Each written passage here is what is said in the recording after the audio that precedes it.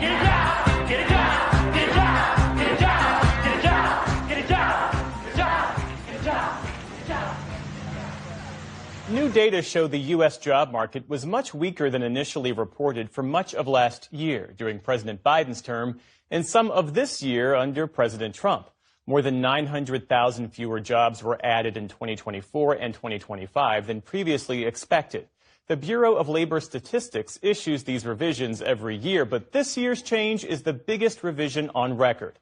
And it comes after President Trump fired the BLS commissioner last month after a weaker than expected monthly jobs report. For a closer look, we're joined now by Julia Coronado, president of Macro Policy Perspectives. It's always great to have you on the program. So we knew the labor market was softening, but these revisions suggest the slowdown started earlier and was more severe than we thought. What's your reaction, and what factors do you see driving the weakness?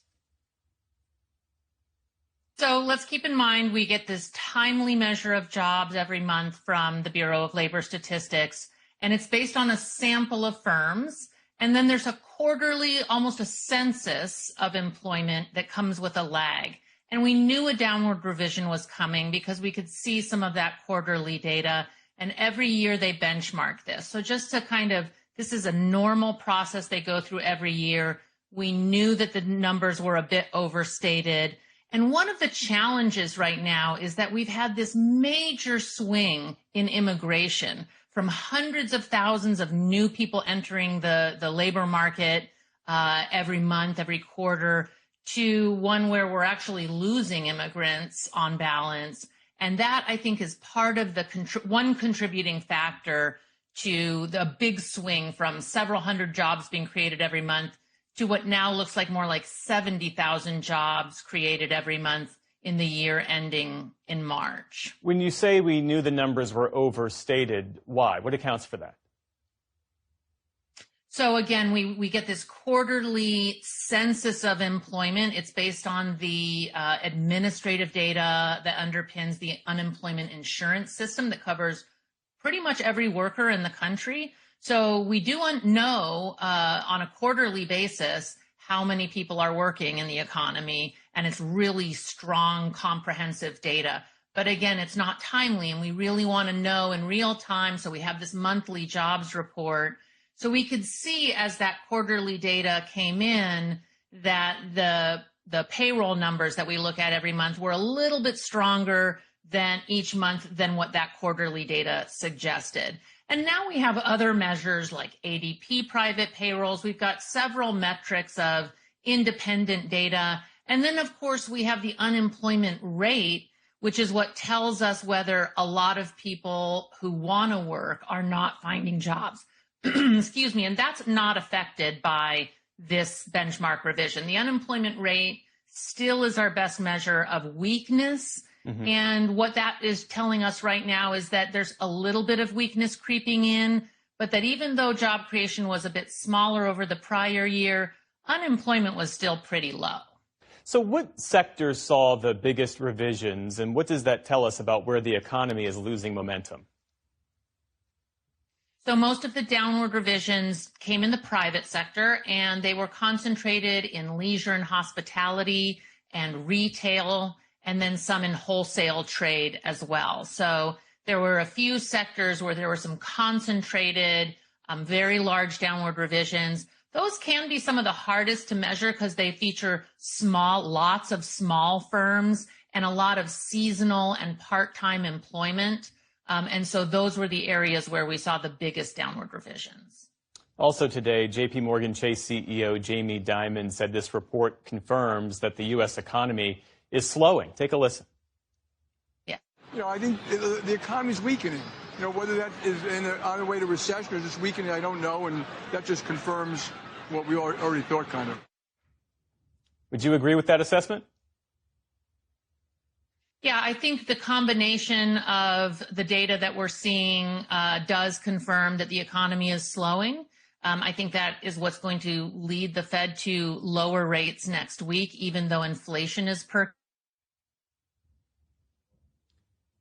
And that was Julia Coronado. We seem to have... Oh, Julia, you're back with us. If you can finish your thought there. Okay. You had a technical interruption there. Oh, okay. No worries. I do agree. The economy is slowing. We think that the Fed will conclude that when it meets next week and decide to lower interest rates a little bit, even though the challenge it's facing is that we're also seeing higher inflation.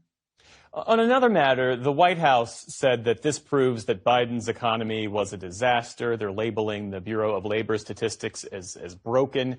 How much political pressure does that add on this institution, the BLS, that is supposed to be independent? There's a lot of pressure on the institution right now. I certainly see those accusations as completely unfounded. I have worked with the statisticians at the BLS for decades. They are dedicated public servants. There is no evidence of political bias. They work very hard to maintain high data quality, even as their budget gets cut. So I don't think that's a fair critique of the agency. I think the economy, a big dynamic economy like the U.S., is just really hard to measure. And if they want some more accurate data, then perhaps we should consider funding the BLS better and allowing them to better meet the challenges of measuring this economy. Julia Coronado, president of Macro Policy Perspectives, thank you for joining us this evening. My pleasure. Why haven't you learned anything? After Hurricane Katrina flooded New Orleans 20 years ago, public education in the city came to a complete stop, and when schools reopened, many of the city's educators didn't get their jobs back. Instead, they were replaced with young people who were new to teaching and new to New Orleans. Aubrey Uhas of member station WWNO spoke with two teachers on opposite sides of that divide. Even when she was a little kid growing up in New Orleans, Stacey Gilbert knew she wanted to be a teacher. Movies like with the blind girl, I can't remember the name of it. Helen Keller or someone That else? was it, Okay. Helen Keller. And other movies I would see and say, that's the type of children I want to teach. When Hurricane Katrina hit her hometown in 2005, Gilbert had been teaching special education for almost 2 decades. I can still remember that particular Friday and just thinking, okay, we're going to evacuate, but we'll be back. But Gilbert didn't come back for months. And eventually, teaching positions like hers started being filled with a different kind of teacher. My mom was a little worried about the weather. Lauren Jewett had never been to New Orleans when she joined Teach for America, or TFA. The 2-year program places people, mostly recent college grads, in public schools that need teachers. Jewett hadn't gone to college to be a teacher. But that wasn't unusual for TFA. The program began with a crash course, an attempt to cram much of what new teachers need to know into just a few weeks. Sessions on sensitivity around working with different communities, that's lifelong work. And how do you fit that in a 6-week boot camp that involves many other topics? Before the storm, the majority of New Orleans teachers resembled Stacey Gilbert. They were Black women who were certified to teach and on average had about 15 years of experience. But by the time Jewett arrived in 2009, the percentage of white teachers was growing quickly. Many were out-of-towners who were brand new to teaching. The people that did come down, they were well-meaning, but they weren't trained. Renee Akbar has trained teachers at Xavier University of Louisiana, one of the city's HBCUs, for over 20 years. She says before the storm, the city's teachers had deep roots in their communities. They probably taught the aunties, the uncles, the grandma even something. That makes a world of difference when you want kids to be successful. For decades, New Orleans schools had been struggling. In 2005, the state graded most of them as failing. After Katrina, state officials took over many of the schools and turned them into charter schools. When veteran teachers like Stacey Gilbert applied for a job, they had to take a proficiency exam. That was really a slap in the face, wow, to get my job, you want me to take a test? Less than a third of pre-Katrina teachers returned to the system. Others, like Gilbert, got jobs teaching elsewhere in the state. Meanwhile, newer teachers like Jewett were taking on a lot of responsibility. After just 2 years of teaching special education, she became the expert on staff. A common story in a system full of newbies. I had to teach myself.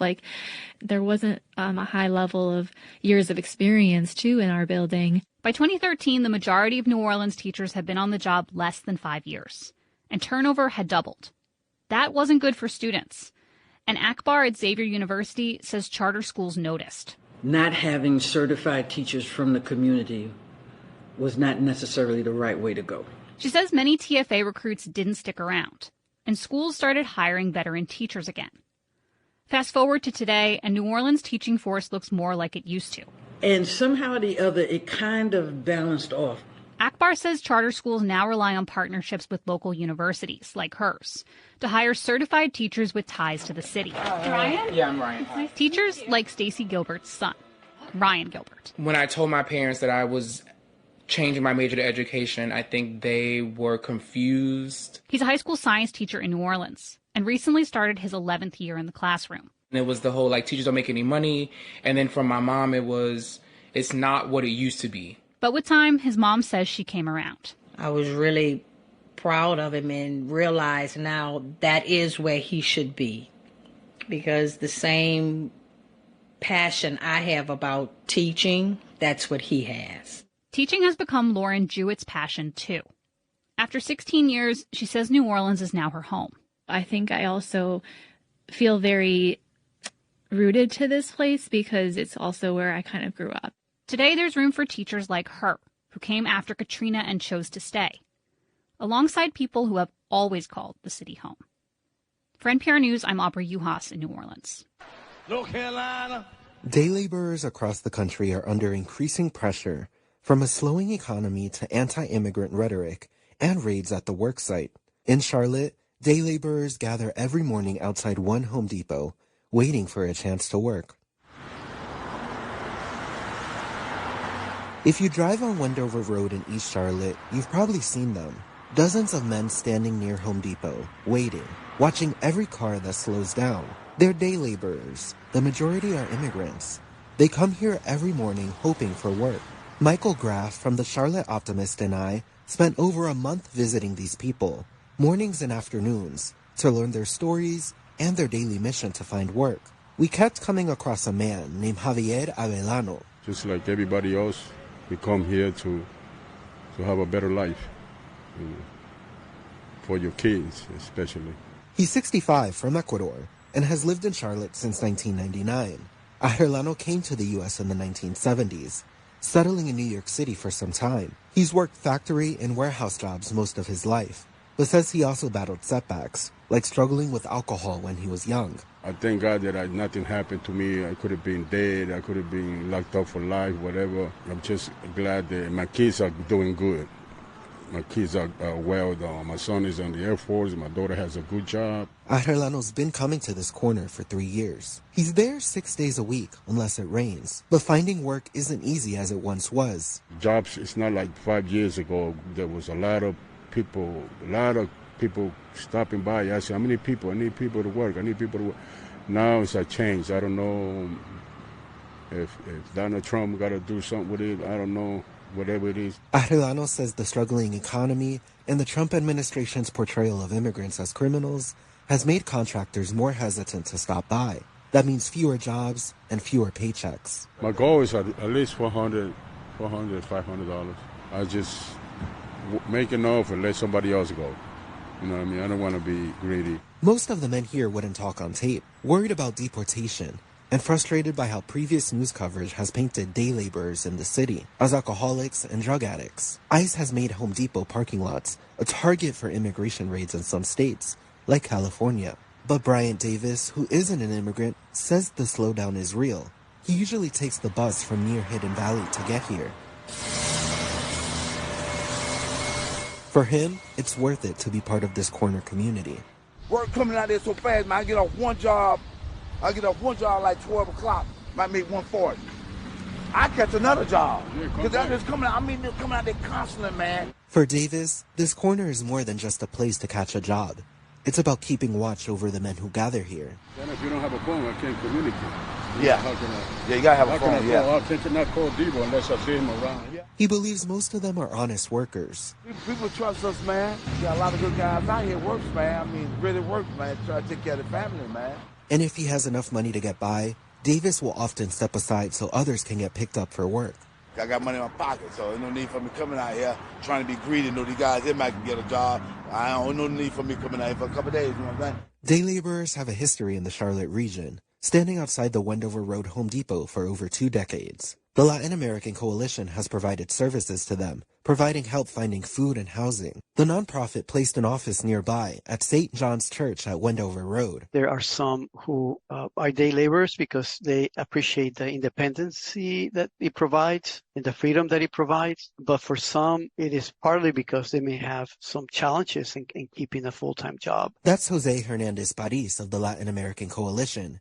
He says day laborers have come to the coalition, saying there's less work than before. With enforcement of ICE and the fear that has been created, many contractors are no longer using the day laborers. And, we have seen it ourselves at the coalition where they're shorthanded, but they're afraid to hire someone who may or may not have documents to be able to work in the United States. But even as work has slowed and the rhetoric against immigrants has grown harsher, men like Arellano and Davis return every morning, still waiting, still hoping, still building Charlotte, one job at a time. Julian Berger, WFAE News. We all dissent because from the beginning, we have known that Los Angeles has been used as a test case for total dominance and unchecked power by the federal government. We have been used as a test case to begin to normalize military intervention and takeover of our cities. Los Angeles Mayor Karen Bass there speaking yesterday after the U.S. Supreme Court upheld the Trump administration's roving ICE raids in Southern California. Federal agents detained thousands of people this summer based on factors like their race, the language they speak, their job, and their location. And because of that, many immigrants have feared going to work or even leaving their homes. And if they can't work, they can't make money and will likely struggle to pay rent. A recent survey of immigrant renters found that their weekly earnings had fallen by more than 60% this summer. A tenant advocacy collective called the Rent Brigade conducted the survey, and the report's lead author, Emily Phillips, joins me now to talk about their findings. Emily, welcome to Press Play. Thanks for having me, Elise. I wish I was here on a more optimistic note, but I'm happy to be here. Well, you surveyed about 120 immigrant renters in LA. Who were they, and how did you contact them? Yes, so we partnered with a few community-based organizations who already have these long-standing relationships with immigrants in our community. The Community Power Collective, Clean Car Wash Workers Center, the LA Tenants Union, and Chinatown for Community Equitable Development all partnered with us to administer this survey to their folks that they organize with, their bases, and then people they interact with on the day-to-day. So it was a pretty comprehensive survey of immigrant renters across the city and the county. What kind of jobs are we talking about? We're talking about day laborers. We're talking about street vendors. We're talking about domestic workers, landscapers, factory workers, car washers. The findings include that average weekly earnings fell from about $800 to $300, a 62% drop. What's your reaction to this? I mean, it's jarring, albeit unsurprising. We know that folks are not showing up to work. We know that that dynamic exists and is present, but I think to just see it laid out is obviously jarring. Tell us what you learned from hearing from the respondents. What did they say about why their incomes had declined? The most, I think, common response was that folks were just not able to go to work out of fear of being abducted. And then we kind of coupled this survey with interviews of immigrant tenants who are also vendors, and a number of them were, stated that if they do go to work, depending on the day, they can only go for a few hours because they are so full of fear. And if they do show up, the community that is often purchasing from them is also not there. So it's kind of this double-edged sword. And then obviously what follows is asking people whether they were behind on rent or were about to fall behind. What kind of responses did you get there? Yeah, so we asked folks what their rental debt, their reported rental debt was since the beginning of the raids, and 28% of the respondents noted that they owe their landlord more than 1 month's rent, obviously placing them in significant rental debt and at risk of eviction. And if you think about it, this survey was administered early August, and these are just the effects felt in June and July, let alone what those compounded effects could look like at the end of this year if there's no action. Yeah. Housing's already a challenge for so many. A lot of immigrants in LA were already in a difficult spot. Can you tell us more about how undocumented immigrants and Latinos more broadly were struggling to pay the rent even before the summer, before the raids began? Yeah, so as we know, this already existing racial dynamic that compounds the housing crisis, right? Neighborhoods with higher concentrations of immigrant renters already experience higher rates of evictions than neighborhoods that are densely populated by U.S. citizens. So I think that alone speaks volumes in terms of what something more could do to these communities. Yeah, it sounds almost like this is another pandemic in a way, but just for the immigrant population in the city, since people are essentially having to shelter in place or they're losing money because of it. How are you thinking about this situation? Yeah, so I think there's a lot with us calling for an eviction moratorium. Some folks are kind of wondering, well, we just had this prolonged moratorium in place during COVID. Why do we need to do it again? And I think you kind of hit the nail on the head about there's the parallels to the pandemic are jarring. People are sheltering in place. They can't afford to. And the pandemic was an unprecedented situation that called for really unprecedented policy solutions. And I think the crisis we find ourselves in right now is no different. But for critics, this is drastic, or those are drastic steps. Landlords had argued during the pandemic that those policies kind of jeopardized their incomes. What do you think about that? I think there's a dynamic there in which the city owes it to tenants. They owe it to vendors. They owe these protections to these folks that do compose so much of our city, right? The city has historically marginalized and harassed street vendors and tenants, and I think this is the bare minimum. The other threat for these tenants and immigrant workers is that you found that 1 in 8 respondents said their landlord had actually threatened to report them to ICE. Is that allowed?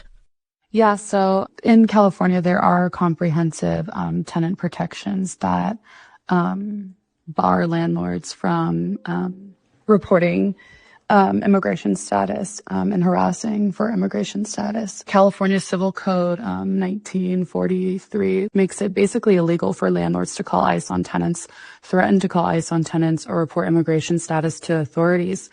Yet we're seeing landlords weaponize tenants' immigration status to pursue illegal harassment and eviction, and really this fear of retaliation and threat of deportation has dissuaded these folks from asking for what they need to and exercising their rights to a habitable home. Okay. In spite of all the danger and fear, you did find that 71% of the people you surveyed have decided to return to work. What did people say about why they made that decision?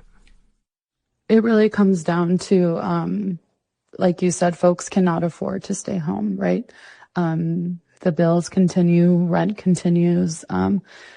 People find themselves in this cruel dilemma of prioritizing their safety and foregoing a paycheck, or really facing eviction. And I think that's what it comes down to, and that's why we're pushing for an eviction moratorium. Is folks should not have to make this choice. And if the city can't stop the federal raids, the least they could do is offer a solution for people to remain safe and housed. Yeah, we've seen these pockets of help for street vendors, for example, like mutual aid. Has that been enough? I mean, it's been good to see, obviously, and feel good, but it sounds like you're calling for something far more systemic. Yeah, mutual aid is not a long-term solution. We need to look to our local electeds to act with a sense of urgency to meet the moment, and to really show up for so many of the people who make LA what it is.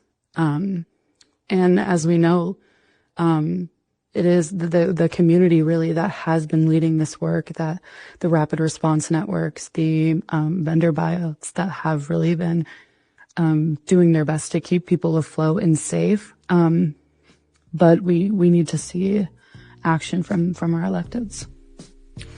Emily Phillips is a researcher with The Rent Brigade, a tenant advocacy collective here in Los Angeles. Emily, thanks for coming on.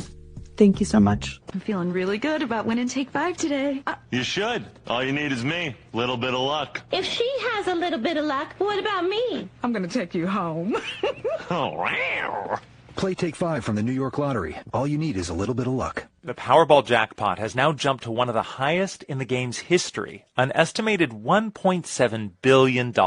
If that number has you thinking of going out right now to buy a ticket, you are not alone. Just know your chances of winning that jackpot are pretty terrible. Whether you like math or not, you're playing a mathematical game. That's Tim Chartier. He's a professor of computer science at Davidson College. It turns out that the lottery, your chances of winning are approximately 1 in 300 million. It's 292.2 million to be precise. But what does that really mean? What that means is that if I picked 1 second in just over 9 years, you have to guess the second. And that's akin to picking the correct lottery ticket. Or to put it a different way, the odds can also be looked at as flipping a coin.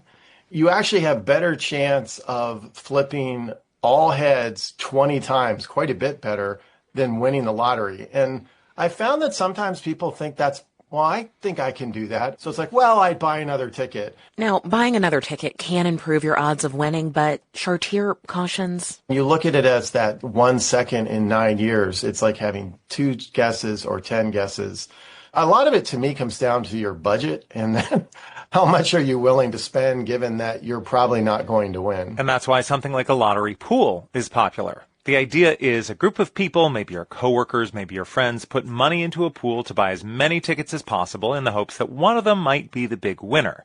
Theoretically, the prize would then be split among everyone who bought in. As you can imagine, with all of that money on the line, the situation can quickly get complicated. Here's lawyer Mark Harder. People claim the ticket was the winning ticket was their personal ticket, not part of the office pool ticket. I've seen cases where there have been disputes among the parties over, what their shares would be, or somebody didn't kick their money in, but they still think they're part of the pool. There's no shortage of office lottery horror stories, like the time employees at a bakery won a $118 million jackpot. That is until several other coworkers claimed they deserved a share of the dough, too.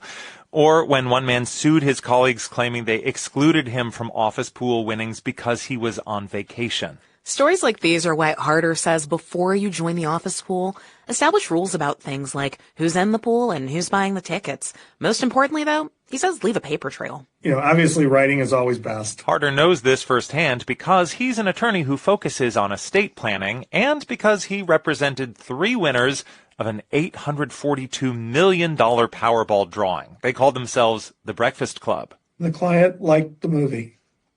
They liked breakfast. Those 3 winners reached out to Harder because in many states, winning the lottery means revealing your personal identity, something the group was not comfortable doing. Well, in the unlikely event that you and your coworkers do win the Powerball, Harder suggests you put your personal privacy and safety first.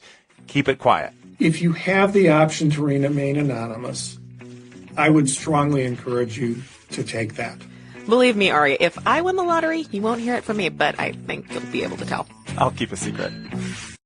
All eyes on you, Tupac the Great, right? So, man, it's about that time, right? 1996. So what is that, 29 years to about this time when he was murdered, Nevada. But I say that, neutralizing workplace racism all the time. You are in the workplace. Oh, man. You might as well, your last name might as well be Shakur.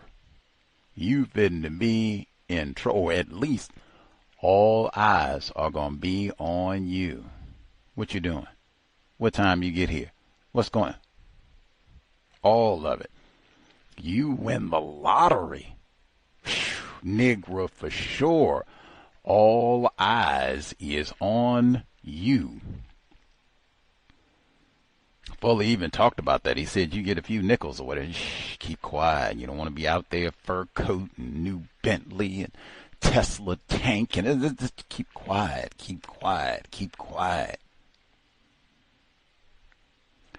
Gus T, renegade, worthless Negro from Virginia. I think if I hit the lottery, I would keep quiet. You wouldn't even know. I would just be doing the broadcast. You wouldn't even know.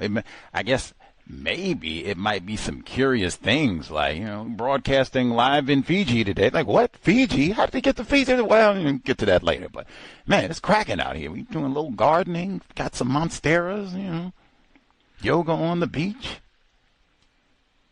Other than that, yeah, it would not be advertise all of that just on the counter-racist grind. Neutralizing Workplace Racism, our weekly summit. Not for spectators. Today's date, talk about going back in time for important events in history. September 11, 2025. I hope any of our non-white people, don't you go and imitate, mimic Opalaka 3 and tired firefighter out there and I ain't no American. I ain't no American. Not gonna see me red, white, and blue. No. Don't do that. Don't do that. I'm not gonna say that. We got it. You're not going to make me pledge allegiance. We got it. All right. Just quiet down. We didn't want you on the fire department no way. See, now you're going to get it. See? Don't do that. You don't have nothing to say about any of this. Even I'm trying to think back. They come and say, oh, man, Gus T, I wouldn't care what type of job you have, really. Oh, man, do you remember what you learned from all this so many years ago? Just a tragic loss of life and, yeah, unjust event. Just, wow, it's hard to even get a mind around anything. It was so devastating. How about you? What did you learn? See, I always like that, get back in the question. Everything that's true, say all that, and just pivot back. But I'm not going to have no conversation because you don't even know, who you're talking to. If this is a non-white person, you don't know who's listening. You don't know if this is a white person and they're going to try to, about the thermite that was found in the building? Oh my God. Now, I wouldn't care if you studied all about that either. Yeah, I do think this was a controlled explosion. That ain't no conversation for the workplace. Whatever you think, I think Obama might have had something to do with it. That ain't no conversation for the workplace. You think they lied about all that dust in the air? That ain't no conversation for the workplace. Well, now if I was a firefighter, that might be a conversation for the, depending on the type of job that you have, maybe this is. If I was a firefighter, I ain't going to be Opalaka 3 and you're not going to tell me America, damn America. Okay, all right, quiet down. Do you think they were truthful about that? Like, wow, have they changed? If there's some sort of building fire and it might collapse and the dust, have they changed regulations? Do we have better breathing apparatus to make sure, because we don't want all that asbestos in your lungs and everything? Now that, brilliant, very appropriate. Even if you work in a tower and it might be some risk of a terrorist attack, how do we evacuate, make sure we get out of here? That, very appropriate. This is not politics. This is workplace safety. In fact, you can even rewind. What did you learn from all of this? Workplace safety. Have we done a drill? What do we need to do if we have to evacuate? What did I learn from TOPS? Make sure you can open the emergency door by yourself, because we learned from Fragrance Harris, Stanford, black female, victim of racism, and she was employed during the TOPS massacre. She told us, oh man, I couldn't get the emergency door open. You do not want to find that out. building coming down on your head, race soldier, bang, bang, bang, gunning down niggers, and, oh man, I need help getting the door open. I'm the only one that made it. Oh man. Do a drill. Make sure everyone, this is how you open the door, because sometimes they can be tricky. And then two, I can do this by myself. It's heavy or whatever it is. I can do this by myself. I don't need, make sure 2 or 3 people get out of here with me so that we can all evacuate. I got it.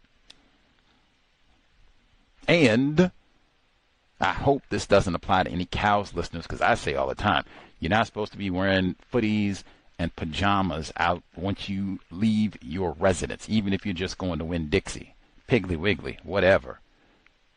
Clothes, shoes, not Crocs, bedroom slippers. Come on. Put on clothes, man. We're in a system of white supremacy racism. A lot of these incidents, Georgia, Trayvon Martin, that was like, I think, a half mile from his residence. Many of these instances of terrorism, they happen very close to where you live. So every time you leave, hey, what they say, suited and booted. You don't have to have your military fatigues on, but no footies, no pajamas. Racism, white supremacy is war. So hopefully it does not apply to any of the C.O.W.S listeners. If you are in a workplace situation, maybe even it's just a fire, right? You want to make sure I'm not, for the young ladies, hey, you've been working out, eating well, drinking your water, looking good, show off my legs, make sure I got on my skirt, whatever, got on my pumps so they can see, got my calves all shining and ankle bracelet. And this is not the time to have on your pumps and high heels and open toe shoes and other comfortable shoes. If I have to accelerate, walk a little bit quicker to save my life, I can do so. I'm not going to be worried about, oh man, I got to throw because I'd said before, you can wear your cute shoes, but you can change. You might not have time to change shoes. And can I get twice? Fragrance Harris Stanfield. She told us. Peyton Gendron came in there shooting up the tops. Bang, bang, bang. Killing niggers. Bang, bang, bang. She said she went to run to save her life before she found out, oh man, I can't open the emergency door by myself. She said it was, oh man, I slipped and fell. My shoes came off. That's another reminder right there. And again, I am not a pretty young lady. She is. Wear shoes if I have to accelerate to save my life. I don't have a second thought. They're not going to fly off my feet. Crocs are terrible. Like no traction. You cannot wear Crocs to the workplace. I hope we don't have any C.O.W.S listeners who do that. For September 11, you cannot wear Crocs.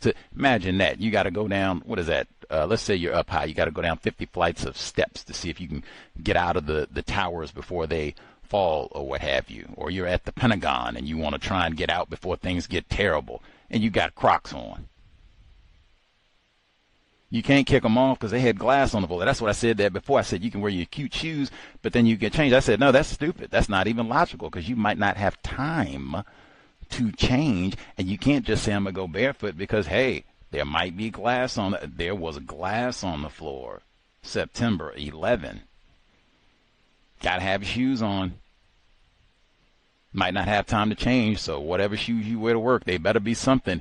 If the worst disgruntled employee, Columbine, 9/11, whatever the case may be, and I have to run, we gypped Ted out of the lottery winnings.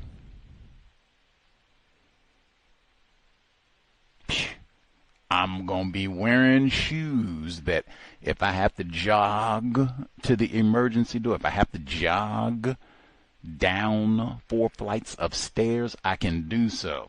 No problem. Without fear of breaking my neck. No Crocs in the workplace. That's 9/11. No Crocs in the workplace. Wear shoes that you can accelerate.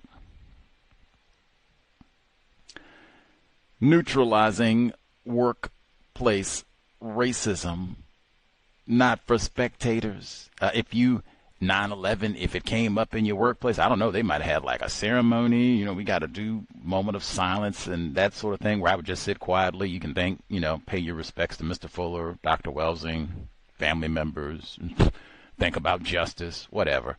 But yeah, if it came up on the workplace, you can let us know how you dealt with that. If they asked questions or whatever the case may be, if it became so-called political. Towelhead niggers came over here and defiled our cut. Like, whoa, whoa, whoa. And then, see, that's why you don't say nothing. I would just listen. Towelheads, eh? Sand niggers, eh? I would just listen, write that down. Got that. Anyway, if folks have commentary to share, how to get a raise, make sure they don't have no raids to get rid of you. You didn't get gypped out of the office lottery winnings because you don't participate in the office lottery pool. Bravo. Let us know if you have tips and or just boring workplace experience, no racism, correct treatment, correct compensation, most importantly. Let us know, how did you accomplish this? The number again, 720-716-7300. The code 564-943 pound. Press star 61 if you would like to participate. The number again, 720-716-7300. The code 564-943 pound. Press star 61 if you would like to participate.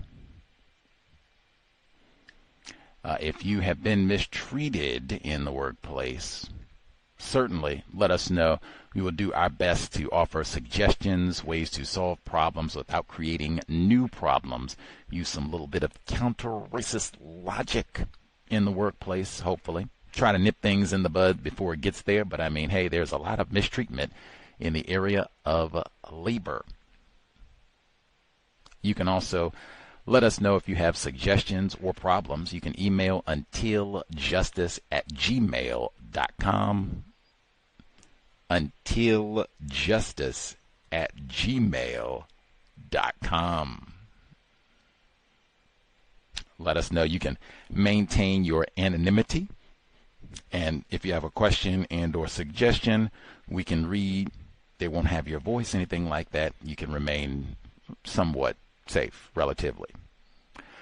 Before I get to the audio segments, it's in the archives yesterday, so that's September 10, Wednesday, right here in Seattle at Elliott Bay Book Company. They've had they have speakers like all the time, daily it seems. Sometimes it is daily, but they have speakers all the time. So they had a speaker yesterday, Aaron Goings, white man, local professor at community college, and he wrote a interesting book called Red Harbor, and it's Washington State history. I say all the time, study local history, the local system of white supremacy racism. But that book was all about labor, and specifically the history of powerful white racists in Washington State, especially in the lumber industry, which was massive here for many, many years, still is, but I mean was super powerful about 100 years ago.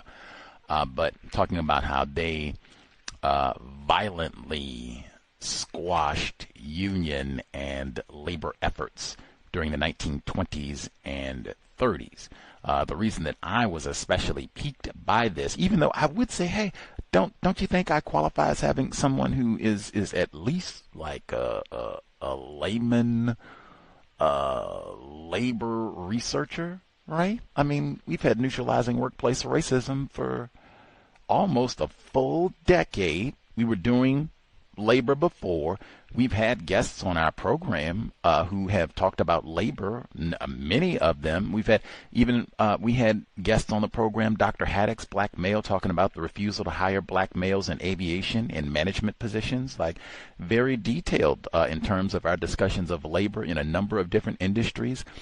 We've had guests on from all over the world, like even, hey, I can't say I'm a labor historian, but I mean, at least, low-level, ignorant Negro male labor researcher, yes. Counter-racist labor researcher, yes.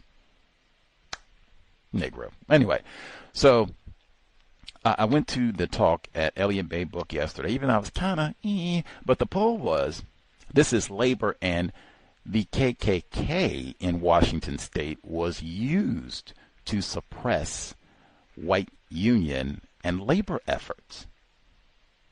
So I go, and they give lots of details about all of this. And even Mr. Goings, white man, emphasized that Washington State has a long history of suppression of unions and workers' rights type efforts. And in fact, Washington State has a long history of deporting. Now, he didn't say non-white, but he gave a list of all of the different laborers who were deported in Washington State in different programs of this, and it was all non-white people. I think he said immigrants and communists. Those were the only ones, but a lot of these immigrants are classified as not white, and then communists, that's the only one. They call them reds. They call it Dr. King, you red commie nigger, But it was overwhelmingly, these are non-white people who are going to be get out of here. You've got, and he said it was a history of they got sassy, talking about they want better treatment, do right by us, give us slightly better wages, or whatever the case may be. That's what you got to go. Get on out of here. And he said this is not no new thing from Trump, that they, and particularly for Washington State, long history of this. So he gets to the KKK part, and he says, oh, man, the KKK a lot. And he emphasized the Klan members. Now, this is not Washington State, but the Klan members, they are not ignorant, toothless, Appalachian, no-count white people. These are the powerful, wealthy, white race soldiers. They are the Klan folk. That is how he said. And the Klan, they have a long history of being anti-union and anti-laborer, anti-workers' rights. I didn't know that. He said that's how the relationship. These are not dumb and ignorant people. These are the super wealthy bankers who are the Klansmen and big wigs, powerful members of the Klan. Go and who do we want to be the mayor? Who do we want to be the sheriff? Who do we want to be the governor?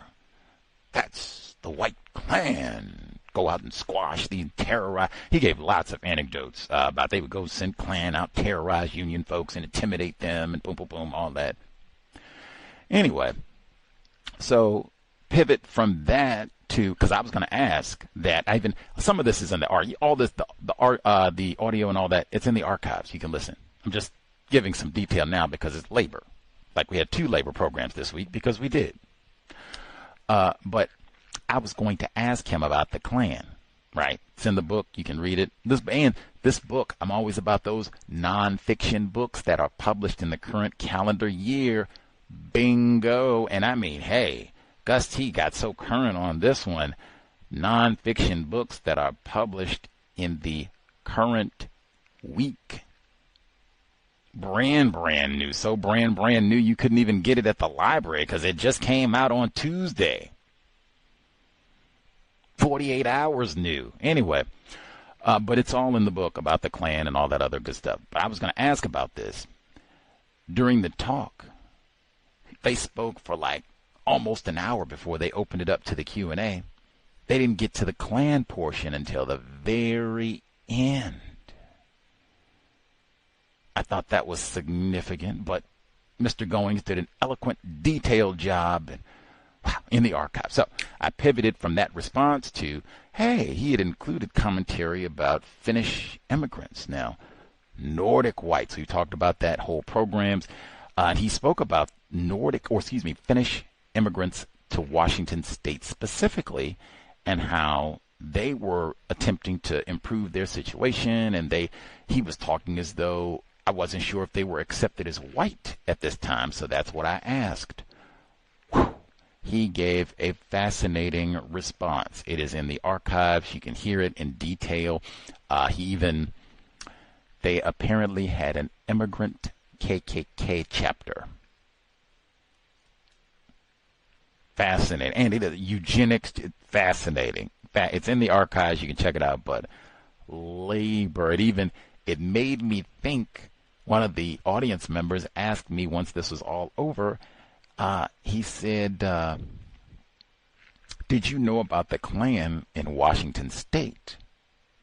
I had to say truthfully, no, because I don't really. Like, some of this is in James Loewen's Sundown Towns in terms of history of purging Negroes, non-white people, from specific areas of Washington State a little bit. But I mean, in terms of detail and thorough and where, there should be whole books about that. Like, hey, don't just be thinking Alabama and Florida. Like, Washington State, Oregon, yes.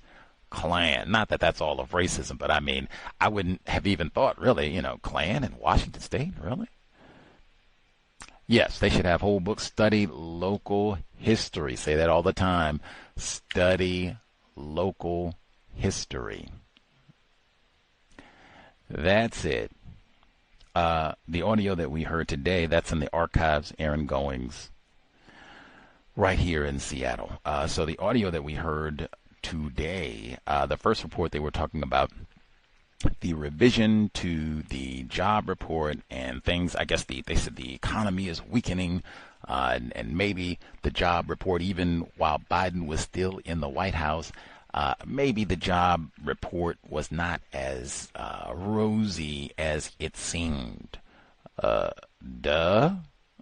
think many folks had been saying that for some time. And particularly now, I suspect that they're talking about white people. For non-white people, I suspect that it has been substantially worse. Matter of fact, you can go all the way back to COVID-19, where they reported for New York City that for black males, there was no recovery. Bounced back, and we got back to at least where things were prior to COVID, which wasn't great. They didn't even get that recovery as many folks did. So if it's, not looking too great and we might be heading towards a weakening economy for white people, what does that say for black people, non-white people?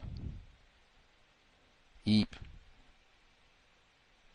That's the sort of mentality that we should have all the time anyway, as long as the system of white supremacy exists, that we are not high on the horse or doing, great regardless of how much money we have or anything else. We are victims of white supremacy, racism, and everything. The whole business can all be upended quickly. That's the thinking mentality that we should have as victims of racism, and really how we use our time and energy on a daily basis. Fuller talked about that, I think, constantly. Let's see. The segment in New Orleans, great illustration. Hurricane Katrina, 20 years. They go. Now, the school system was not perfect. It's not like they were cranking out, 99% graduation rate and students going off to be entrepreneurs or start businesses or have great work. That was not the case prior to 2005 in New Orleans with the public school system. That said, the purge of black educators in New Orleans following Katrina. Now, you want to talk about tacky and trashy, like, hey, the schools aren't going to be open and we got a chance to hit the reset button. Hey, why not just trash them all? Because they were corrupt and had budget problems and all the rest of it. So let's just get rid of them all. They weren't teaching Leroy and Lakeisha correctly anyway, so get on out of here. Thousands of them. We talked about that in detail, as did Gary Rivlin in Katrina after the flood and talked specifically not just the impact on children to not have all these experienced teachers who are classified as black, hey, maybe even a black male or two. Not too many, we don't, but still. The impact of that loss, compounded with everything else with Katrina, but the loss for those educators. What is the economic impact of thousands of black people all in one swoop on top of everything else? And, oh, yeah, you're fired. We tell you to come and clean out your stuff, but, I mean, Katrina already did that. So you don't even have anything to clean out. Deuces. What is that economic impact when you have that happen to, like I said, thousands? Because there were thousands of teachers, educators. Deuces. They wrote about that in the New Orleans Tribune as well. Anitra Brown, she was a guest on the program repeatedly. We talked about Katrina and the aftermath. This was a major part of it. Gary Rivlin, too. But they bring in these white teachers, the well-meaning white teachers, probably lots of white women, because that's what we heard. And they said they take these courses on sensitivity. They do what? Why don't they say, hey, we took some counter-racism courses? Why don't you just say that? Hey, we're well-meaning white folks, and we want to do good, but hey, this racism thing is a big problem, and you all got these, curious niggers down here in New Orleans, and you talk kind of funny, and, Lil Weezy doesn't always seem like the most, welcoming person, so we're going to take some courses, see if I can get my behavior right and come down here and do right by these young black children. You could just say that, right? We got a long hit. For Ruby Bridges. We're going to take the counter-racism course and see if we can do better. And it could be ongoing, right? They have lots of, for educating, we got Bay Area Mom and other folks. You can set me straight. I'm ignorant. I'm not no teacher. But as I understand it, frequently for teachers, you have to go back and get recertifications or take other classes and updates and what have you so that you can stay current with your teaching certification for them to even allow you to be in the classroom. So the counter-racism training, that could just be a part of it. We go and do our 6-week thing. Certainly during the summertime, since you have a little time off for many folks, hey, we go do another 6 weeks every summer. Maybe we have a little refresher during the winter break over a weekend or something. But, I mean, this is ongoing since we're well-meaning. This is an ongoing commitment for Ruby Bridges, ongoing.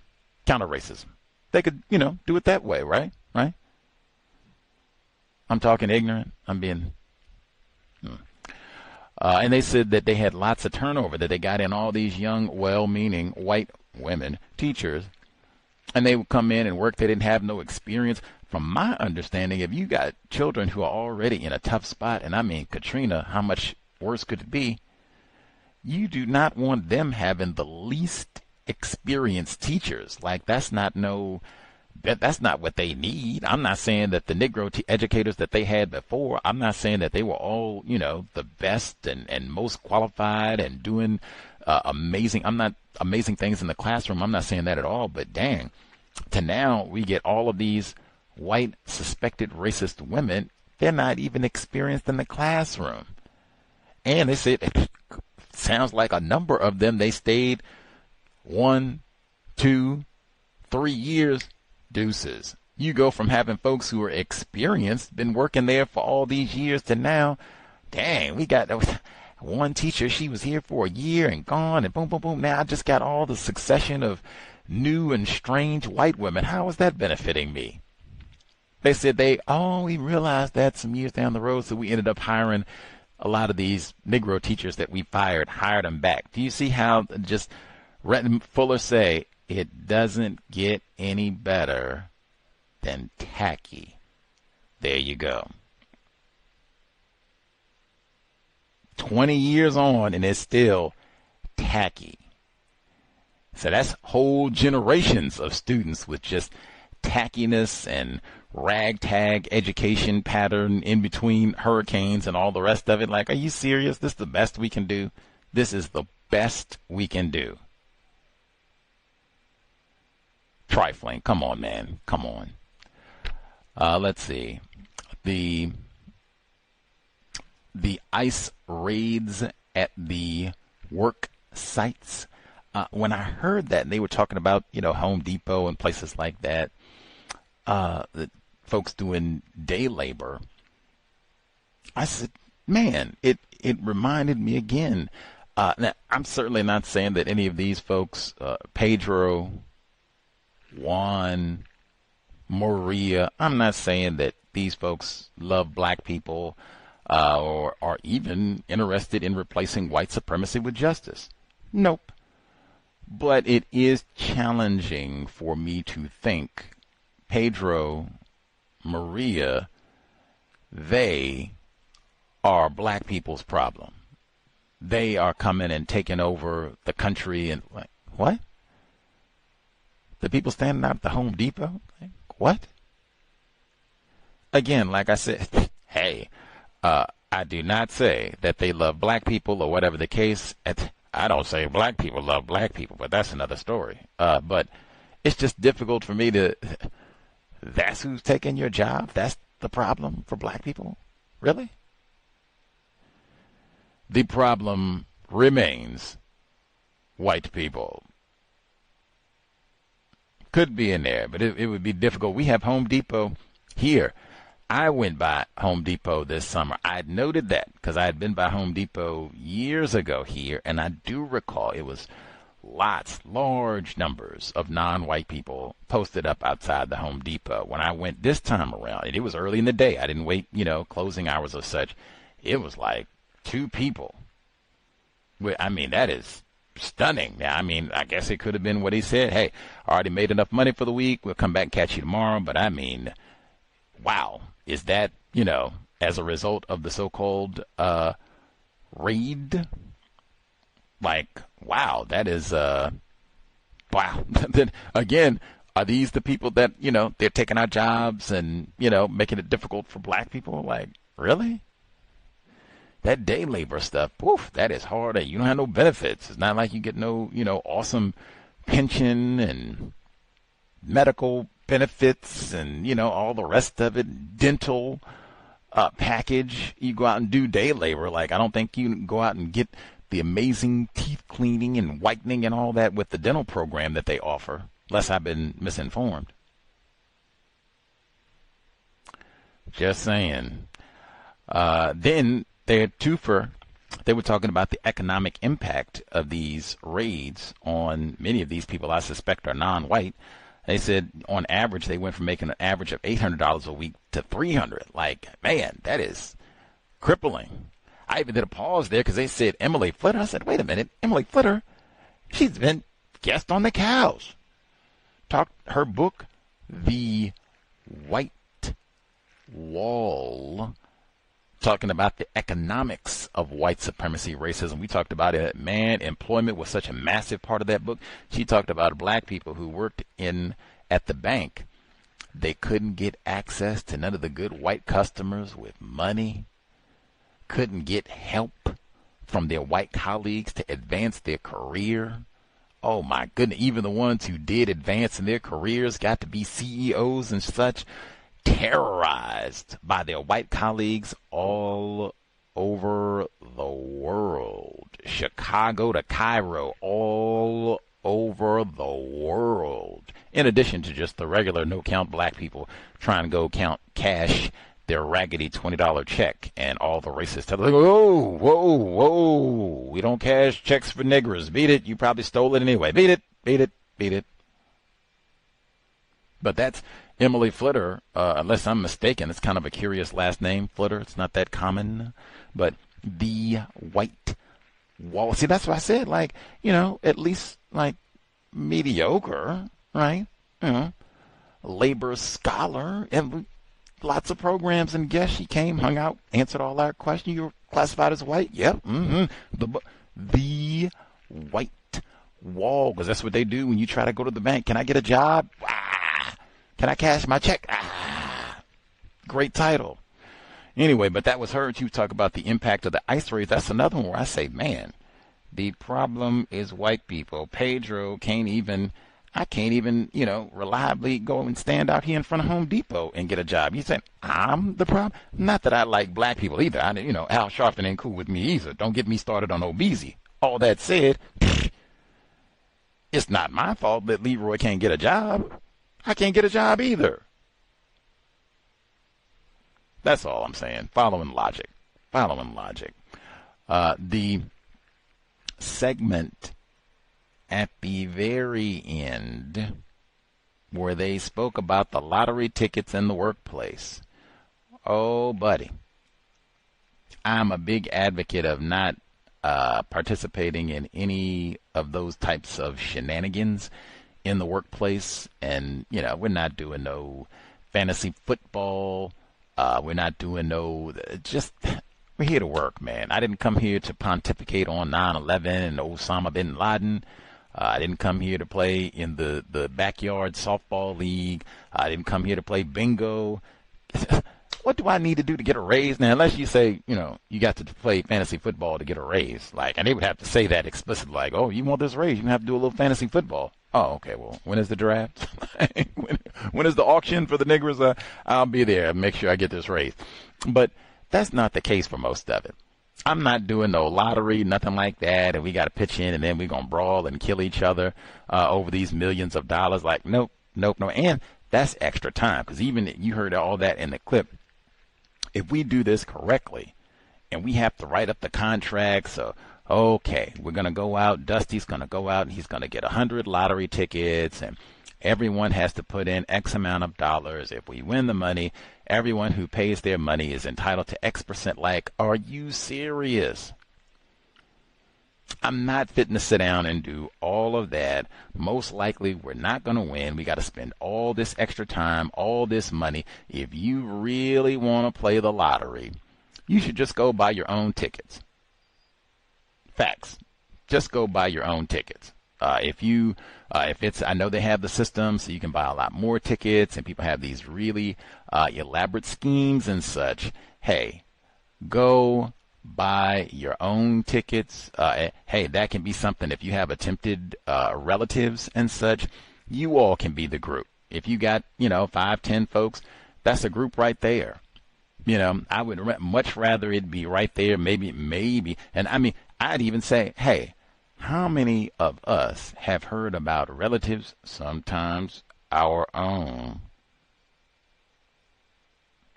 ready to fight and claw your eyeballs out over a raggedy furniture and $20? We're not even talking millions. We're not even talking about, $500,000. Sometimes it'll be exactly what I said, a raggedy furniture and $20, and we're ready to kill each other. These are not your relatives. These sometimes are people who can fire you, who would like you to be fired.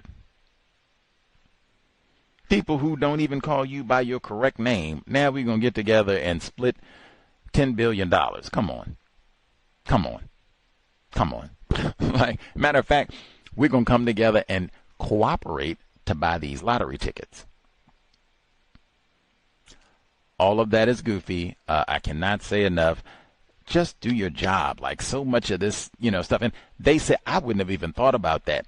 They brought an attorney on and said, oh, yeah, I've done a bunch of these cases. There's a whole lot of examples of that where they go and buy the tickets in the workplace, and then they got to brawl and fight amongst each other about who's entitled to the money, and you didn't give me enough, and you cheated me out of it because I was on vacation, and you didn't pay. And I would have never thought of that.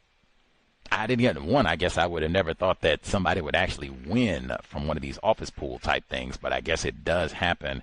Forget that. It ain't no family to begin with. Now we got millions of dollars involved, and we can pretend like we like each other. I'm good. And like I said, it's most likely you're not going to win anything. That's just, whatever. But even the participating in this for us to come up with the contract and the plan and paying out the money and going that it might trade off. It might be your turn where you have to go buy the lottery tickets one time and keeping it.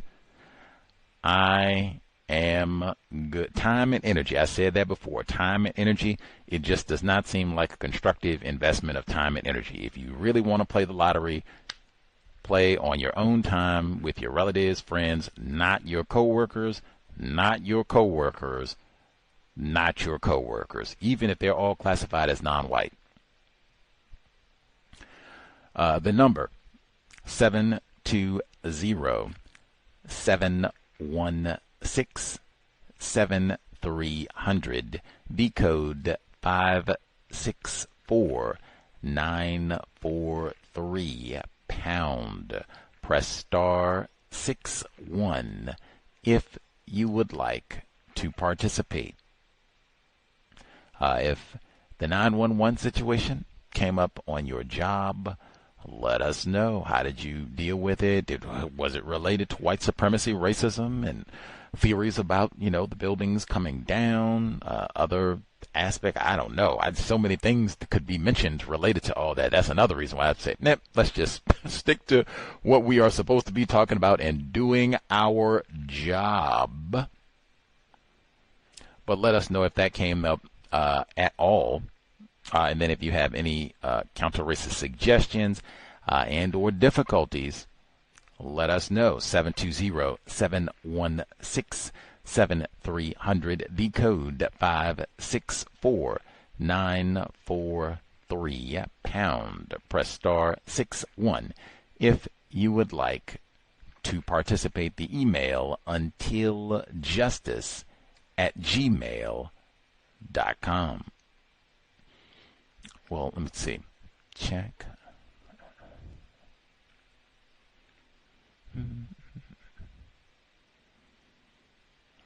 Folks are spectating. Not sure. I guess today, I don't know if it's technically a holiday or not today. I'm going to see if this counts as like a federal holiday and all that. So hopefully if you did not have to work today, make it constructive.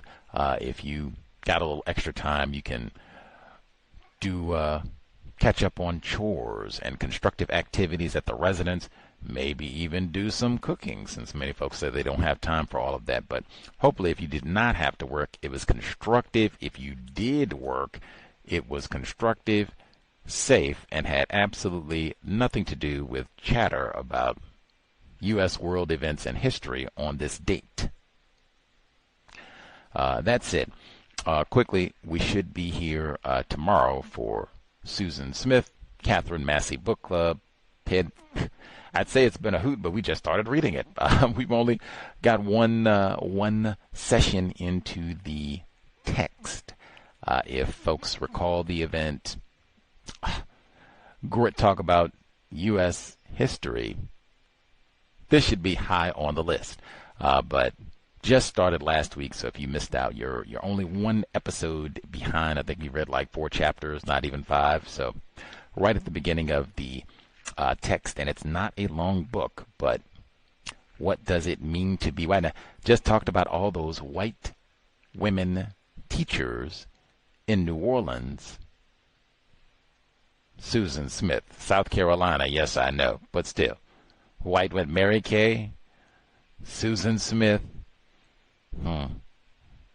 But that's tomorrow, same time, and then Saturday, the compensatory call-in will catch up on news and events this week, which included, they had the shooting in Utah for sure, but they also had a school shooting in Colorado, Jefferson County, Colorado specifically. Same county as Reb, vodka. Same county. But we'll review all of that this weekend. That's 2 times for the Catherine Massey Book Club. If we had not read about Columbine, oh man, would not have been as relevant to me at all. A little 16-year-old white boy, too. He's right in the same age grouping as looked similar to them as well. I'm waiting to see more information to see, like, did he go and had he been to the shrine? He's right. He could have walked his neighborhood. He could have walked right to the shrine and the school and all that. And that's my dudes, man. Eric Harris, Dylan Kleber. we'll review that this weekend. What did I say? And end stage white supremacy, if anything. Like I said, if you want to bring up 9/11 in the workplace, you could bring that up too, man. Hey, all these school shootings and that sort of thing. What is our plan as a workplace if we have some sort of event like this? Have we practiced? Have we trained? Do we have any sort of, coordination? This has happened. Lockdown, especially like the courthouse in Florida, because he said they have people who come up there and get rowdy and they have to get security and all that. What are we supposed to do? Someone gets upset, some of the sovereign folks or, whatever it is, and they come in here and get rowdy. What are we supposed to do? And this, I would ask for a whole lot, certainly if I'm at a school. Heck yeah. I was going to say K through 12, but I mean, really, it would have to be community college, university, anything. You have to ask. I would say any sort of public facility where people have access during normal, business hours, and they can come in, even if we had security. Oh, man, yeah. What is the procedure? What do we do? Folks come in here and get rowdy or whatever the case. What are we supposed to do? And then you can think about it and make sure that it makes sense. And if you need to make any amendments or ask questions, clarify something, get them to maybe even reconsider, what a specific component of the codification. Do that. But I'm a big advocate. Ask and get all that clarified up front, especially if you work any sort of job where the public can come in and people can get customer service. That could be anything. Customer service, anything. Civil type job at the courtroom, police office, anything like that, because people get upset then too. They got tickets or whatever. I told you, young lady in Wisconsin, she was a DoorDash driver, and one of her customers came and vandalized her vehicle, caused thousands of dollars in damage. That's why I said, she could have went to the restaurant and been ready to tear things up, break windows and all that. What are we supposed to do? What is the code? We just had the report last week. It was a young teenager. He was at work, had to use his jiu-jitsu training. White fella came in there and said, watch what I do, this little suburb B word.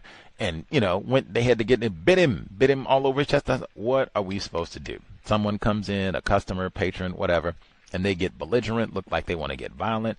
What are we supposed to do? For a number of jobs, they go over all this in the training, your orientation when you start. That's why I said we should always have questions during the orientation, at least one, if not a dozen. The pay scale, what happens, what are we supposed to do if there's a violent situation in the workplace? We should always have lots of questions, and even it would be ongoing questions, just to make sure we understand what the policy is and what's supposed to happen. But particularly about workplace safety, because, hey, system of white supremacy is not safe. So many work environments and beyond, safety is very lax. It's not really important at all. It's an afterthought, really, So you, as a victim of racism, you have to make your safety a top priority, because no one else will. That's what you can use 9/11 for, if anything. Workplace safety. Workplace safety. Any hoodles.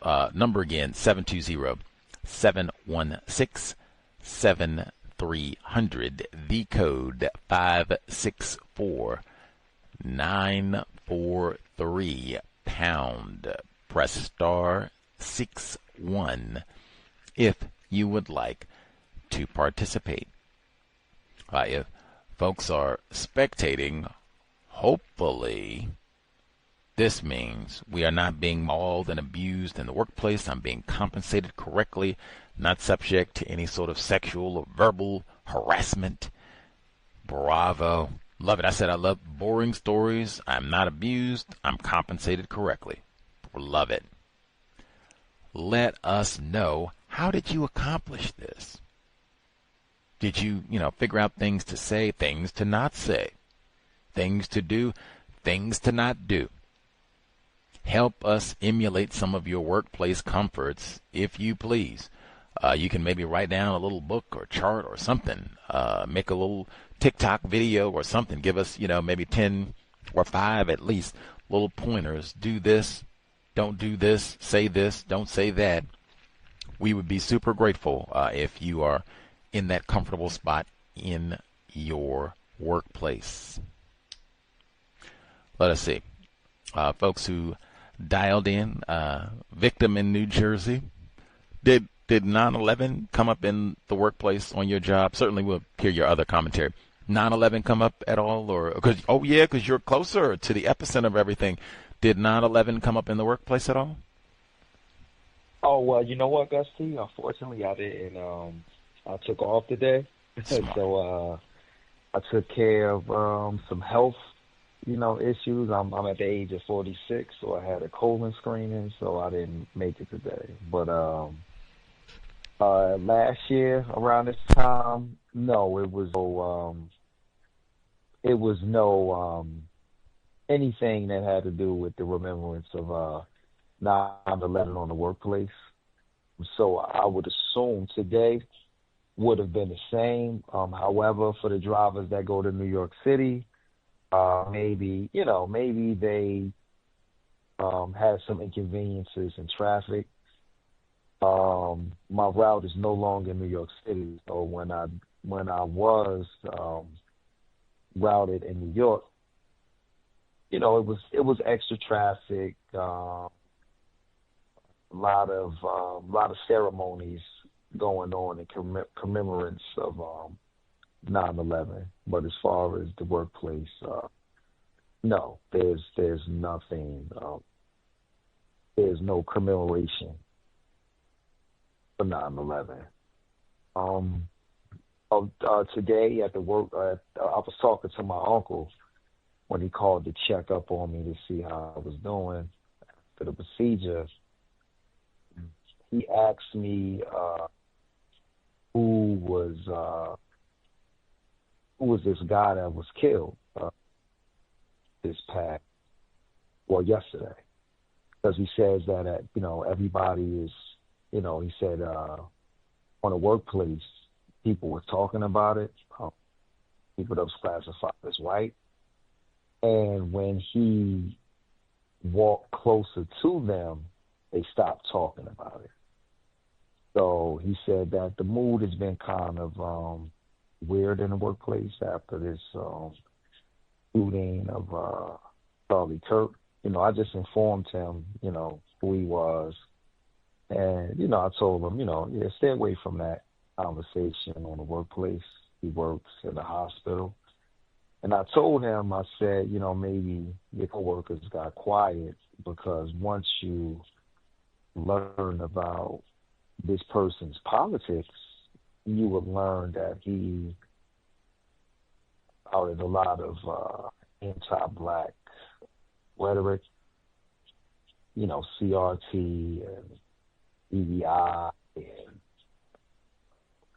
woke, and, he kind of spearheaded some of those conversations. So if some of your coworkers agree with some of his ideology, you have to question what did they actually agree with. So that could have been a reason why they became quiet. I informed him just, stay away from that conversation altogether. He agreed. He said he got it. So at my workplace, they're going to give me extra duties. And, when jobs give you extra duties or you're handling new equipment, sometimes people just get excited. I mean, with just, with a new job title or extra duties. My first question, well, not my first question. Well, they informed me of this a few weeks ago. So 2 days ago, before I took off for 2 days, when I went to office, up again to ask about the money. I said, hey, supervisor, I know that I'm going to be doing, more, and I'm going to be driving a bigger truck that's going to hold heavier load. I believe I should be compensated, being though that I'm going to take on extra. So he said, so he agreed. He said, oh, yes. I won't talk to you about it now. Once we, once we get you into these new duties and this bigger truck, we'll definitely discuss that. Because me personally, I don't care about the extra work. I'll do it. But if you are going to give me a new title or extra work, I want to be compensated. So that conversation went well. When I went in there,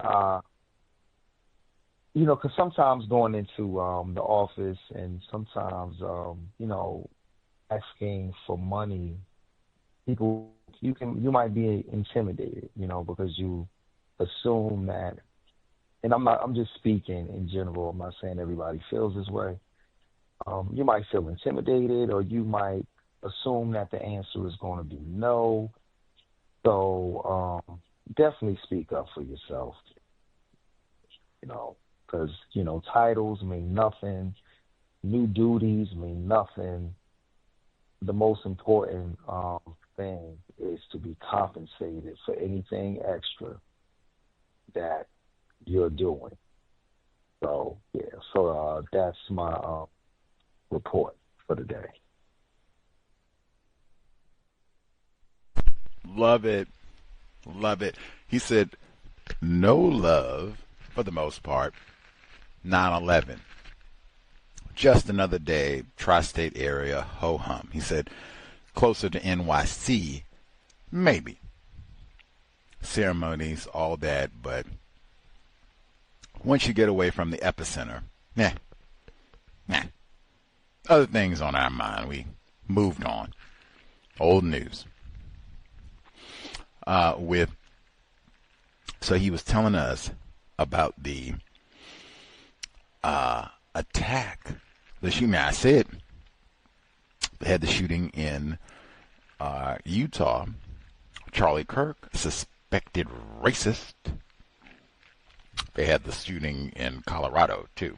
Right? But he said, victim, privileged black male, called him and said, what's going on? This Charlie Kirk, what is all this? He said, I was at work.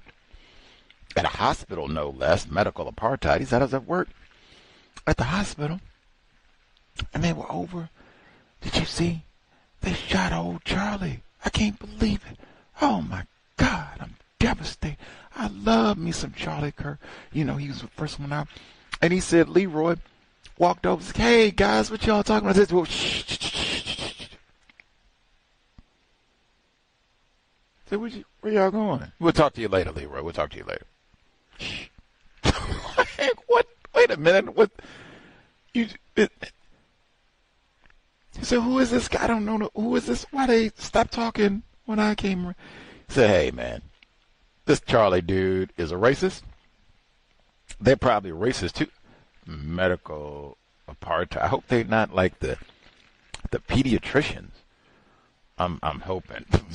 Maybe they were the janitors. Maybe how about maybe I was gonna say maybe they work at the cafeteria, but no, they can't work. Maybe they were just custodial staff. Yeah, they just clean the trash cans and sweep the. If I can say, Gus, they're probably some higher ups, probably doctors, nurses. Because my family member is an X-ray technician, so he's not around the custodian.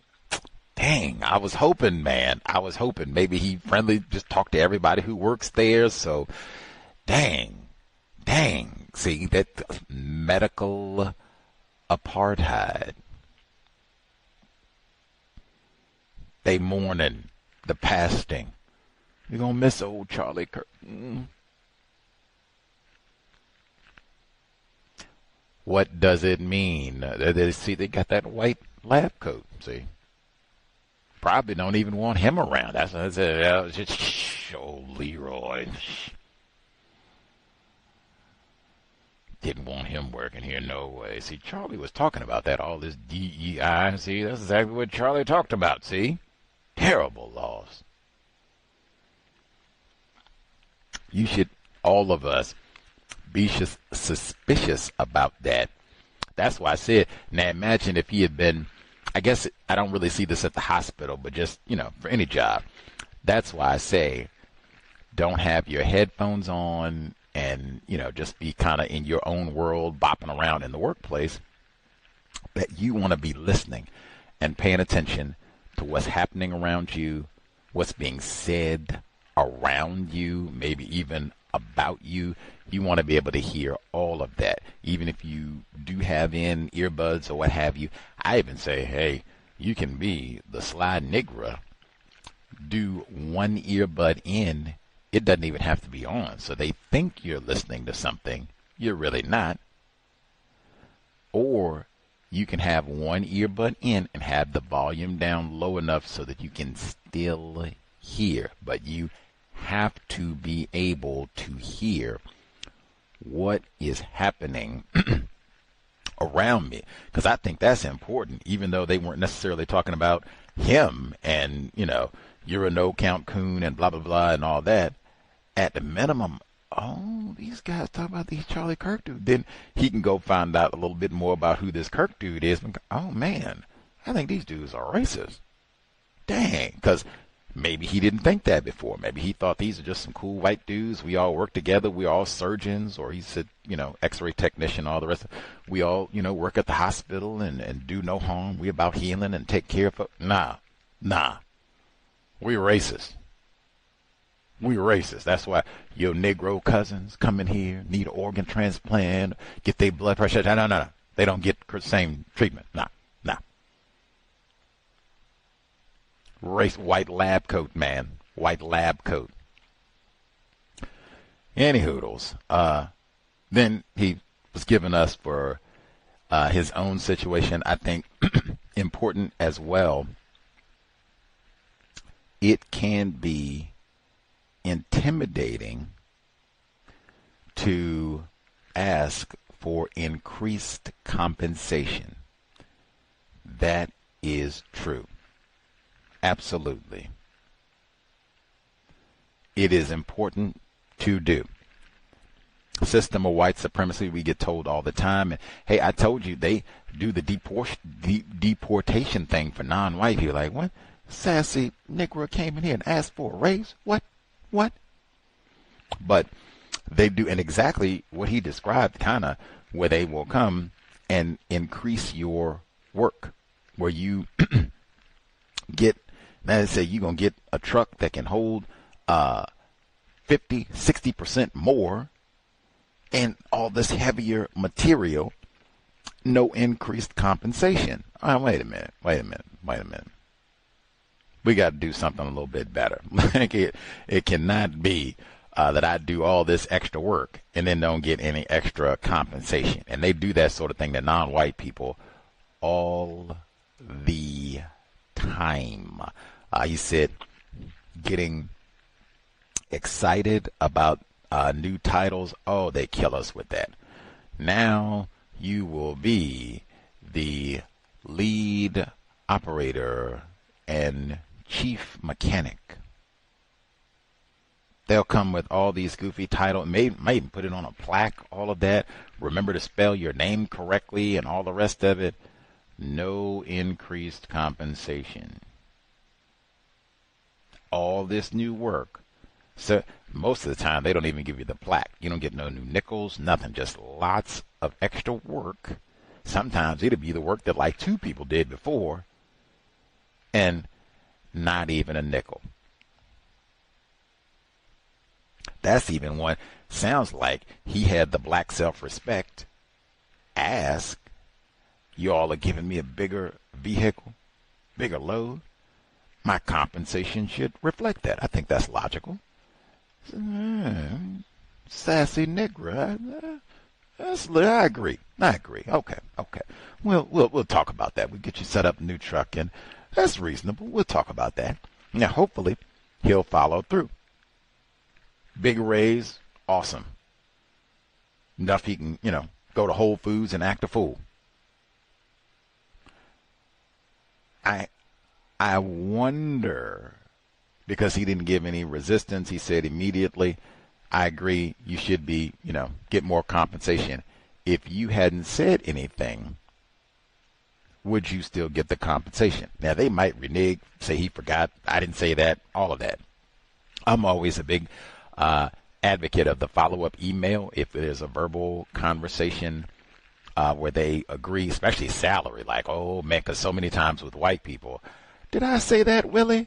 I don't remember saying that. Are you sure? No, I don't remember saying that. No, we'll just stick with your current compensation for now. I don't remember saying nothing like that. That's crazy talk.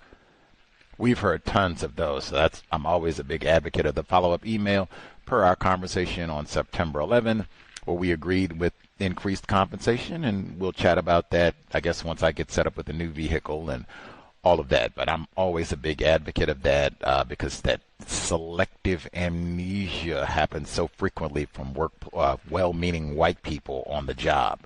But awesome job, I think, raising that. Now you can just, go back and bring this up again, or hopefully they'll even do the correct thing. You won't have to bring it up.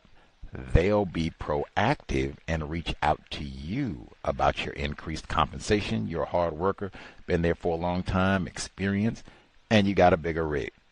More nickels. Let's see. The number, much obliged victim in New Jersey, number again, 720-716. 7300, the code 564943, pound. Press star 61 if you would like to participate. The email untiljustice@gmail.com.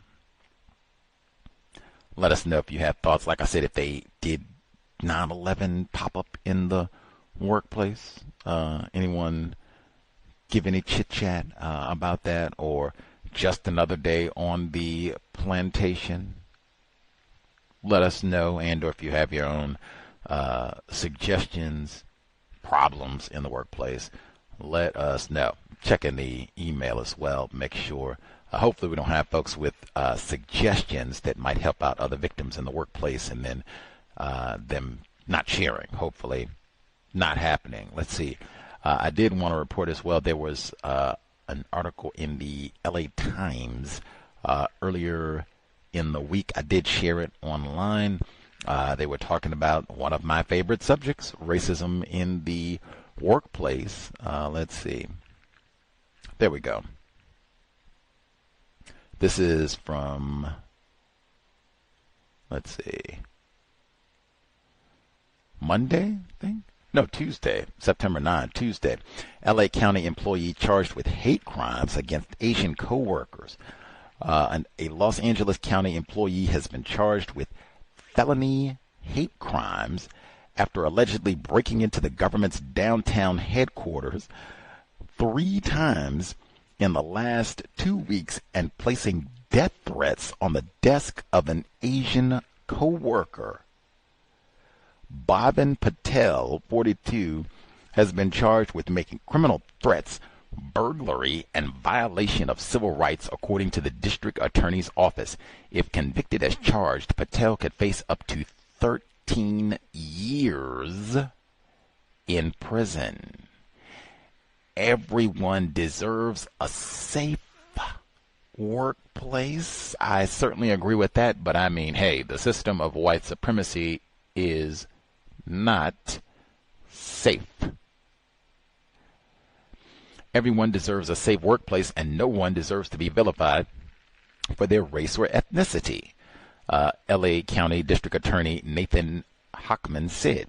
Patel, who worked in the county council office, allegedly broke into the Kenneth Hahn Hall of Administration on August 25, August 26, and September 4 with prepared threats, which he scattered on the co-worker's desk and nearby cubicles for the purpose of instilling fear in the victim, according to a statement from the district attorney's office. The county did not provide the name of the victim.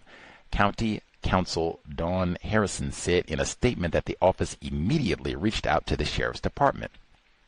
The Office of County Counsel and the county as a whole have zero tolerance for harassment of any kind. Like, wow, they broke in to leave all these terroristic threats. Like, man, take anything in the workplace, take it seriously. And it sounds like they at least did that, where they went and reported and all the rest of it. But like, man, that's why I'm a big advocate of no talking, no lottery tickets, no nothing. We are just about business in the workplace, period. And not yelling and having brawls, because I'm not even sure if this is a white person or a non-white person, because they don't have a photograph with the report.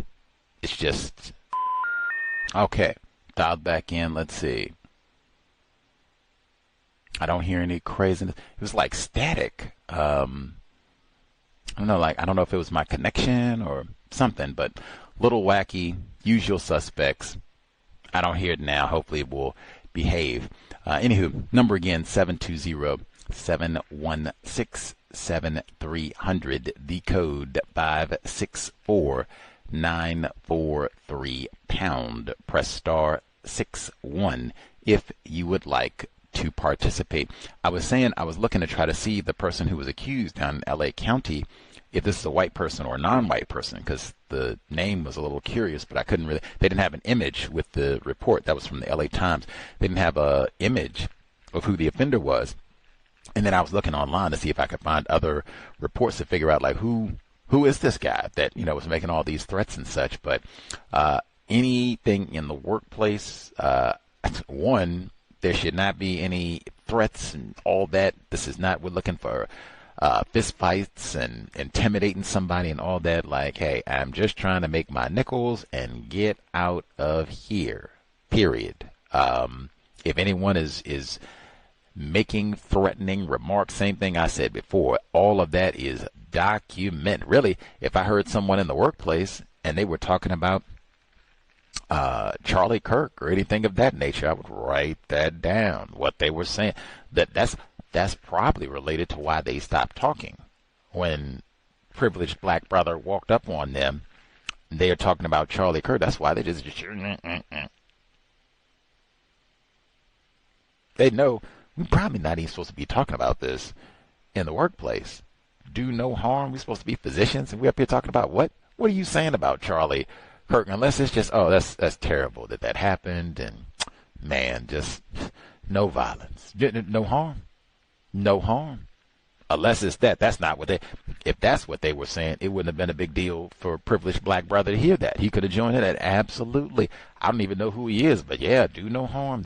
We all signed up for that one. So yeah, no killing. Don't be giving us no extra unnecessary work at the hospital. You shooting up folks. We already got enough with car accidents and fentanyl and all the rest of it. Red dye number 40. Can I get an amen? You out here shooting up folks for no reason? Come on. They could have said that and all had a great conversation. That's not what happened. What does it mean to be white? I can't say enough. This was at the hospital too. This wasn't at Wendy's, the Amazon factory. These are the folks you go to that I'm pregnant. I need to see a doctor. We mourning Charlie Kirk. Give us 5 minutes. Like, gee whiz. Man. Anyway, email untiljustice@gmail.com. The number 720-716-7300. The code 564-943 #. Press star 61 if you would like to participate. We have any other folks 9/11 come up on the job? Any other folks? Yay, nay? And or did you ask for increased compensation? Any other folks where you have successfully requested increased compensation or been denied, let us know. I think, as I said, kind of corroborating Color in New Jersey's thoughts, the system of white supremacy can intimidate many non-white people from even asking for correct compensation. They just as standard operating procedure, underpay, try to get non-white, what do they call it? Wage theft and all kinds of slavery, to make sure that non-white people are not compensated. So absolutely ask. Make sure that the worst they can say is no. Or I guess they could fire you, but generally you should not get fired for requesting a raise. It should be no. But I mean, hey, they fire you, they can fire you for any reason, for no reason.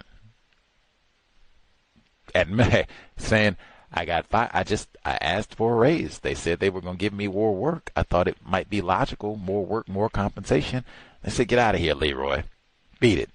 We'll find somebody else to do. Like, hey, I guess that does happen from time to time too.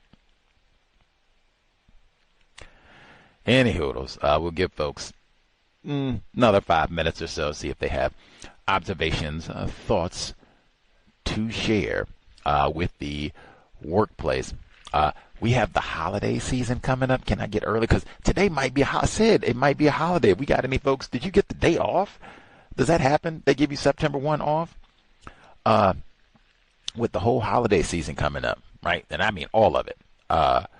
Halloween, Thanksgiving, Veterans Day, Christmas, Kwanzaa, New Year, all of it. No participation. Same thing with the lottery tickets in the workplace. No participation. I'm not doing no candy. I'm not doing no trick or treat. I'm not doing no gifts. None of it. White element, because they might want to do that. None of it. The only exception would be if they have some sort of end of the year, Christmas holiday party type thing. And if you're in one of those jobs where you intend to be there, maybe retire here. Maybe I'm work here for, 10 years, 5 years, Rest of might be longer, 20 years, who knows? If it's one of those situations and you think, or I'm going to get fired. I'm not going to get that raise if I don't do the Christmas party. We've had people who say they work at jobs where the white people take it that seriously. If you don't attend the Christmas party, you will be terminated. If you don't attend, at least for 30 minutes or so, it was already all eyes on you. Now we really gonna be looking at you like you are the worst coon ever if you don't come to the Christmas party. So that if you're in one of those jobs, like I said, and you're in a position where I want to stay on this job for the next 5-10 years, make sure I get my raises and such, you can go for 30 minutes. We talked about that. But for the rest of it, I'm not doing no Christmas decorations. Don't put no wrapping paper on my door and mistletoe and all that old tackiness. I'm not doing no candy for Halloween. Don't come putting no turkeys and Mayflower boats and pumpkins around my area for Thanksgiving. None of it. They got, I think Negro History Month is coming up next month across the pond in the UK. None of it. Hey, why don't you come? We can do Drake next month. Nope. None of it. We come here to work. Same thing really that I said about today. Came here to work. Didn't come here to talk about Osama bin Laden and politics of the Patriot Act. None of it. Came here to work. We came here to work. Same thing for sure. Same thing with all these tacky holidays. And it gives everything that's coming up for the end of the year. It just gives so many opportunities for tackiness and food. I did not come on this job for potlucks and just excuses for you to, come try these muffins, or we had stuffing left over, we made turkey and giblet sandwiches, and come on. You're not going to swango me on the sly with spicy turkey. I'm good. No participation in the holidays, and you could just be codified about it. In fact, I even said you could do it. I was raised Jehovah's Witness, we just didn't celebrate these holidays growing up. Now, for a lot of people, that would be a lie. Some people say, I don't do no lying at all, and that's part of my workplace code. Fuller certainly was about that. Hey, I say that is an option. We are in a total system of lying, so if you want to, in the workplace, hey, this will be my lie so that people do not come up and continue pestering me about these holidays and all the rest of it. Hey, I don't even have a history with this stuff. And I say it that way. I was raised Jehovah's Witness because that implies, oh, yeah, I'm not practicing that now. That's not my, faith at this moment. But because that's a part of my background, I just don't participate in all this. Like, oh, I see. And then you can be left alone. We can move forward. And that all of it. So like, I don't do Christmas. I don't do birthdays, July 4th, like none of it. Then wow. Curious. And then we just move on and get back to work. No holidays. The worst of the season. About to have 3 strong months of it. Any hoodles. Let's see. Folks, guess there's hopefully, again, that means there's no abuse or terrorism in the workplace that, hey, I've been getting all of my raises and such, not been subject to any sort of abuse, correct treatment in the workplace. Let us know how you did this. Even from the archives, you can let us know. Hopefully folks aren't spectating when they have constructive tidbits about how non-white people can maybe improve their workplace situation, especially if it's anything related to, these would be helpful tips if requesting a raise, helpful things to say, during the interview process, getting the job. Folks have thoughts and ideas about what would be helpful there. Share. Anywho, let's see.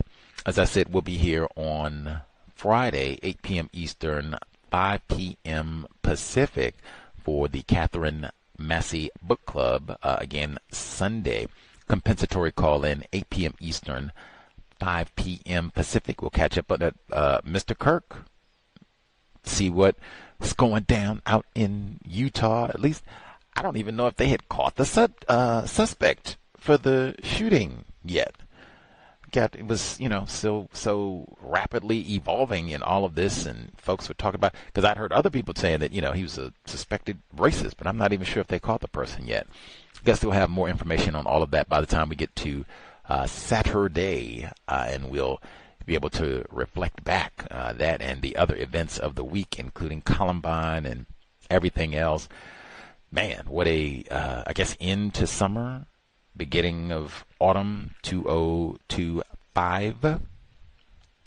Let's see, and then we should have White Author on the program. It's either Sunday or the beginning of the week. I'll have more details about that as we get to the weekend compensatory call-in. Let's see, any other folks have commentary they wanted to share? Look like they're spectating or enjoying their last, I guess, teaspoon of summer for a Thursday evening. Let's see. Make sure I didn't miss any emails.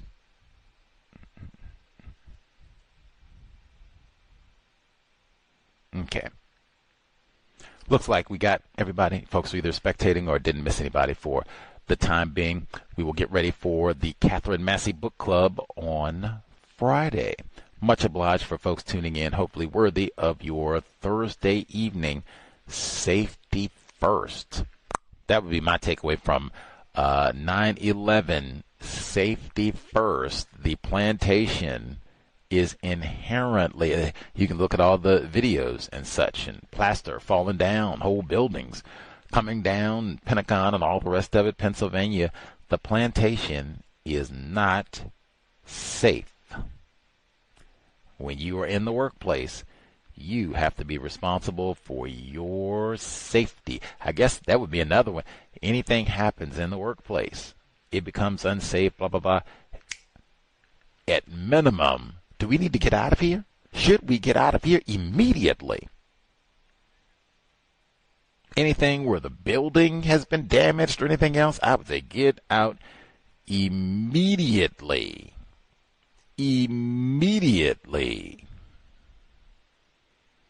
Workplace safety, because they gave out bad information, I think, on one of those, telling folks to stay in the tower, and turned out that was not the best thing to do. So, yeah, get out, and then you can reassess if we're going to go back in the workplace or, work remotely for the rest of the day or whatever it is. But, man, prioritize your safety. Prioritize your safety.